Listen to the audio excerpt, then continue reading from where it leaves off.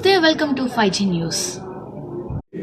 మరి ఈ రోజు అధ్యక్షులు అన్న ఎటుకరాజు మాదిగ అన్న గారు, ముఖ్య రాష్ట్ర వర్కింగ్ ప్రెసిడెంట్ గుండా రమేష్ గారు, రాష్ట్ర ఉపాధ్యక్షులు అన్న పాలడుగు జానన్న గారు, రాష్ట్ర ప్రధాన కార్యదర్శి బాస్పంకు సత్యం గారు, మరి అదేవిధంగా రాష్ట్ర ప్రధాన కార్యదర్శి సింగపాక జంగయ్య గారు, మరి రాష్ట్ర ఉపాధ్యక్షులు గండి బాలరాజు గారు, పేరు పేరున తెలంగాణ మాదిగ రిజర్వేషన్ పోరాట సమితి తరఫున ఉద్యమ నమస్కారాలు తెలియజేస్తూ ఈ రోజు ఇంత 3 కార్యక్రమాలను తీసుకున్నప్పుడు అన్నగారికి చెప్పిన అన్న సూర్యాపేట జిల్లా ఉద్యమాల గడ్డ ఈ ఉద్యమ సంవత్సరం అడుగు పెడుతుంది.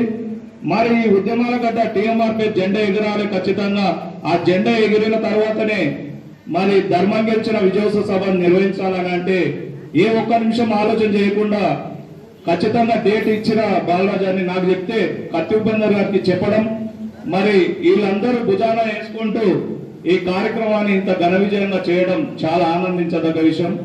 మరి ఇప్పుడు అన్నలు చెప్పినట్లు ధర్మం ఏంది, అసలు విజయం ఏంది, విజయోత్సవ సభ ఏందని మీ అందరికి ఆలోచన రావచ్చు.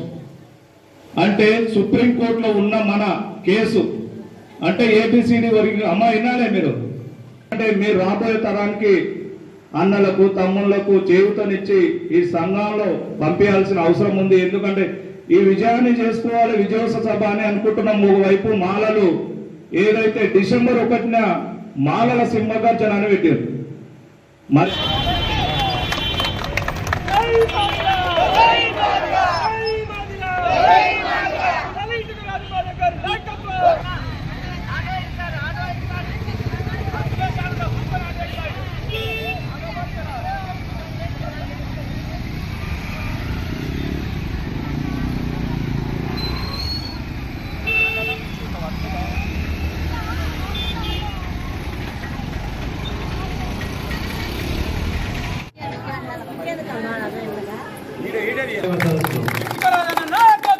ఇటుకరాజు మాధవ్ గారి నాయకత్వం, ఇటుకరాజు మాధవ్ గారి నాయకత్వం, తెలంగాణ మాదిగ రిజర్వేషన్ పోరాట సమితి. జై మాదిగ, జై మాదిగ.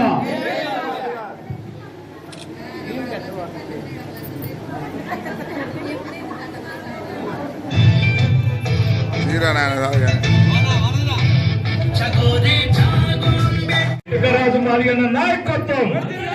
మీరు అందరు చేతులు లేపితే సంఘీభావం తెలిపినట్టు, లేకపోతే ఇటుకరాజు మాదిగ నాయకత్వం. అసెంబ్లీలో అదే అర్ధగంటలో దామోదర్ రాజనరసింహ ఆరోగ్య శాఖ మంత్రి, మరి ఇక్కడ మన వేముల వీరేశం, మరి ఈయన ఎవరు మందుల సామీరు, మరి మిగతా మాదిగ ఎమ్మెల్యేలందరినీ మాల ఎమ్మెల్యేలందరినీ పక్కన పెట్టుకొని ఎస్సీ వర్గీకరణ మీద కట్టుబడున్నా. నేను మాదిగ జాతి అంటే నాకు అభిమానం. ఏబిసిడి గురించి నాకు తెలుసు.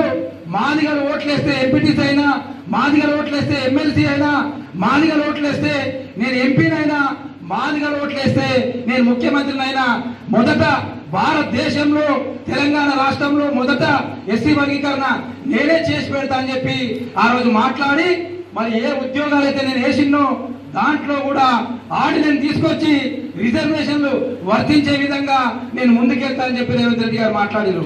మరి దాని తర్వాత కులగణన జరుగుతూ ఉంది. కులగణన అయిన తర్వాత ఎవరి జనాభా ఎంత ఉంది, ఎవరి కులం ఎవరి జనాభా ఎంత ఉంది చూసి దాన్ని బట్టి ఎస్సీ వర్గీకరణ మనకు అమలు చేసే దిశగా కమిటీ ఉంది, కమిషన్ ఉంది. కాబట్టి 2 నెలలు ముఖ్యమంత్రి గారు సమయం అడిగారు. కాబట్టి ఆ 2 నెలల వరకు కూడా మనం ఓపికతో ఉండి విజయోత్సవ సభలు జరిపి మన జాతిని అంటే నిరంతరం మేలుకొల్పుతూ వాళ్ళకు ఐక్యతగా ఉండడానికి, మరి అయిపోయింది కదా అని చెప్పి మన ఇంట్లో ఉండకుండా ఇటువంటి సభలు పెడుతూ వాళ్ళని ఎంకరేజ్ చేస్తూ ముందుకు తీసుకెళ్తా ఉన్నాం. ఆ క్రమంలోనే మరి విషయం జిమ్ముతూ మాల సోదరులందరూ కూడా సుప్రీంకోర్టు ఇచ్చిన తీర్పు తప్పు అంటున్నారు. సుప్రీంకోర్టు తప్పుడు తీర్పు ఇచ్చింది అంటున్నారు. ఈ దేశంలో అత్యున్నతమైనటువంటి న్యాయస్థానం 29 రాష్ట్రాలకు భారతదేశంలో ఉన్నటువంటి సుప్రీంకోర్టే ఫైనల్ జడ్జిమెంట్ అని చెప్పి సందర్భంగా తెలియజేస్తా ఉన్నాను. దాన్ని వ్యతిరేకిస్తూ పెద్దపల్లి మాజీ ఎంపీ చనిపోయాడు జి వెంకటస్వామి. అతని కొడుకు మొన్న మంచిర్యాల నుంచి ఎమ్మెల్యేగా గెలిచిండు జి వివేక్. మరి అలా కొడుకు పెద్దపల్లి నుంచి మొన్ననే ఎంపీగా గెలిచిండు. వాళ్ళ అన్న కూడా కరీంనగర్ జిల్లా నుంచే ఎమ్మెల్యేగా గెలిచిండు. ఒక్క ఇంట్లో 3 ముగ్గురు కాంగ్రెస్ పార్టీ నుంచి టికెట్ తీసుకొని గెలిచిన వాళ్ళే ఈ రోజు వర్గీకరణ వద్దంటారు. వర్గీకరణ అనేది అది చెల్లదంటారు.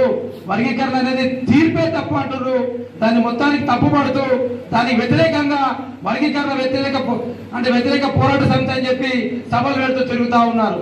దానికి తోడుగా వర్ధనపేట ఎమ్మెల్యే ఇప్పుడు నాగరాజ్ అని చెప్పి ఒక పోలీస్ ఆఫీసర్ ఉద్యోగానికి రాజీనామా చేసి వచ్చి ఆయన కూడా వాళ్ళేం కూడా చెట్ట పట్టలు వేసుకుంటూ తిరుగుతా ఉన్నాడు.